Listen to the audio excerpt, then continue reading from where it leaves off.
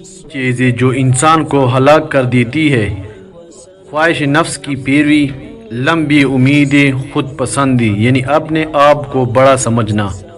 3 چیزیں جن پر قابو رکھنا چاہیے: زبان، غصہ، خواہش نفس۔ 3 چیزیں جن سے پرہیز کرنا چاہیے: تکبر، حسد، بخل۔ 3 باتیں جن کا خیال رکھنا چاہیے: نعمت پر شکر، مصیبت پر صبر، خطا پر استغفار۔ 3 امور جن کی پابندی کرنی چاہیے: سچائی، امانت داری، ایفاء عہد۔ اگر نہانے کے دوران پیشاب آ جائے اور ایسا بار بار ہو تو یہ مثانے کی کمزوری یا گرمی کی علامت بھی ہو سکتی ہے۔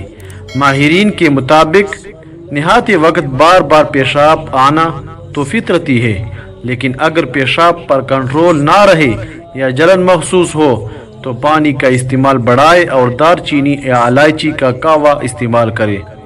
اکثر لوگ نہاتے وقت پیشاب آنے کو ایک عام سی عادت سمجھتے ہیں یا اس پر غور نہیں کرتے، لیکن طبی اور حکیمانہ نقطہ نظر سے نہاتے وقت جسم پر ٹھنڈا یا نیم گرم پانی پڑنے سے مثانے کے پٹے سست پڑ جاتے ہیں اور پیشاب کا احساس ہوتا ہے۔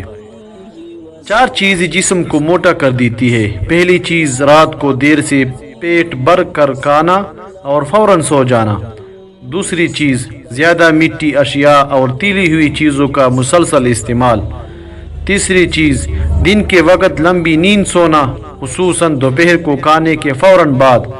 چوتھی چیز، ذہنی تناؤ اور غصہ، جس کی وجہ سے جسم میں ہارمونز کا توازن بگڑتا ہے اور چربی جمع ہونے لگتی ہے۔